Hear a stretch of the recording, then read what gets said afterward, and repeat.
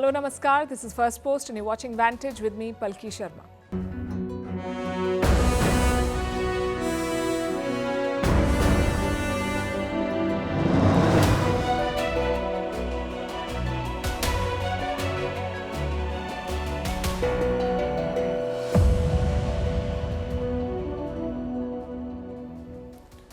For a region where 40,000 people have been killed in a war, it is hard to say that the situation is getting worse. What can be worse than this?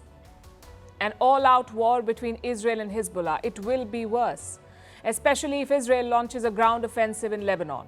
Apparently, it's preparing for one. Can no one stop Netanyahu? Lebanon says Joe Biden can, but he won't, because his party has an election to fight and he's bankrolling one more war and giving cluster bombs to Ukraine. But Donald Trump says if he comes to power, he will stop arming Kiev. Where does that leave Volodymyr Zelensky? We'll discuss all of that. In other news, Saudi Arabia wants Pakistan to stop beggars coming in the name of the Hajj pilgrimage and staying on. China has test-fired its first intercontinental ballistic missile in the Pacific in more than 4 decades. India is seeing an IPO gold rush, but the market regulator has some concerns. Turkish President Erdogan seems to be mending his ways. For the first time in many years, he's not mentioned Kashmir at the United Nations. Indian courts debate whether trials should be live-streamed. Russia scores another win over the West in Africa, this time with a satellite deal with 3 countries. And a second death in India attributed to overwork has triggered a serious conversation on where we should draw the line. All this and more coming up. The headlines first. Is Iran trying to kill Donald Trump?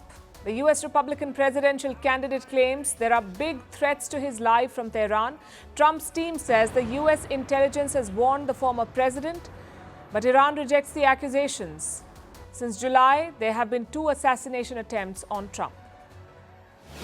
Canadian Prime Minister Justin Trudeau faces a no-confidence vote. It's the first major test of his unpopular minority government. While the motion is not expected to succeed, Trudeau is lagging far behind in the opinion polls. The opposition Conservative Party wants a snap election. Trudeau has been in power since 2015. India is now the 3rd most powerful country in Asia. That's according to the Asia Power Index published by Australia's Lowy Institute.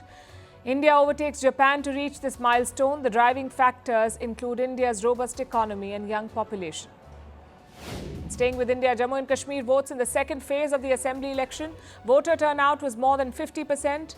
Raisi district in Jammu recorded the highest polling percentage and Srinagar the lowest. The third and final phase of voting will take place on the 1st of October. The results will be announced on the 8th. The Philippines backs the permanent stay of a US missile system in the country. China warns that this will destabilize the region. In April, the US had deployed the Typhoon missile system. It was for the annual joint military exercises, but Washington did not pull it out of the Philippines even after the war games.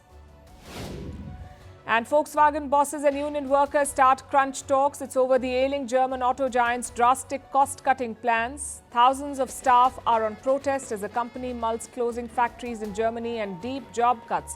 Volkswagen is Europe's biggest car maker.